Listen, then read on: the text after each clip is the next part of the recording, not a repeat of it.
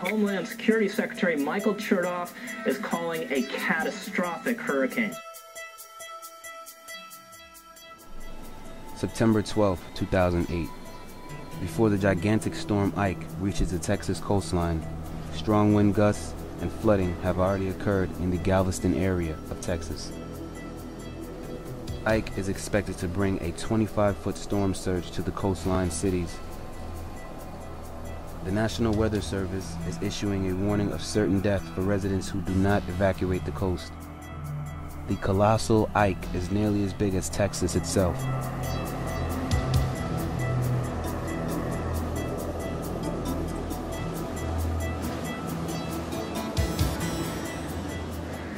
It is really howling. When they say the expression, the wind is howling, well, this is what they're talking about. It just is, you keep looking to the sky thinking you've got a 747 over you. Hotel where we're at starting to break apart and fall down here on the sidewalk. So the last place we want to be is out there. So we're literally inside our vehicle broadcasting 98 and 101 mile per hour wind gusts, the highest I have ever measured before. Storm that has been causing death and destruction all the way from Haiti to Cuba, the Bahamas. It grazed Key West, picked up strength in the Gulf of Mexico, and now is absolutely battering Galveston Island. 40% of people are still there on that island, despite that dramatic warning that they're facing certain death. Are they, can we assume, in the higher areas that are safer? Redial it. I'm sorry, guys. I've lost communication both in.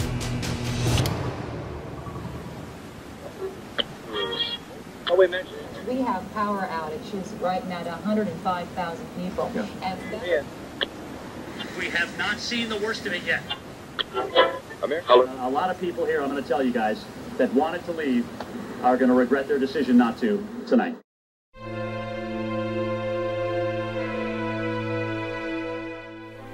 Hurricane Ike ripped its way through Galveston and Houston early September 13th. In Galveston, the storm destroyed piers and left large parts of the city underwater. Ike destroyed homes, businesses, and left thousands of people without power.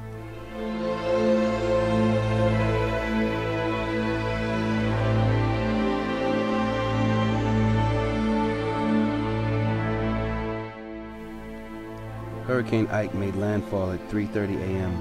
and left a trail of destruction in its wake.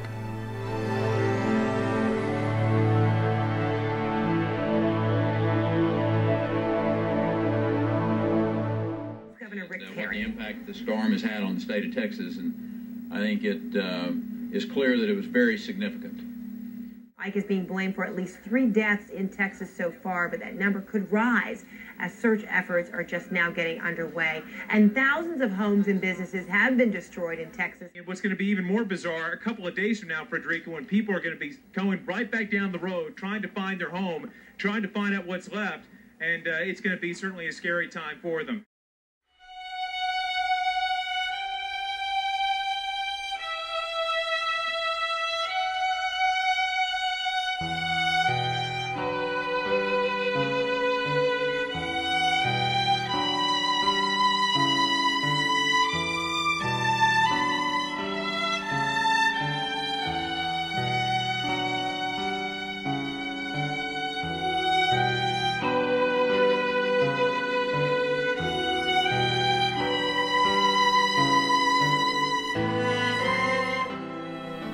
The aftermath of Hurricane Ike has proven to be far worse than the storm itself.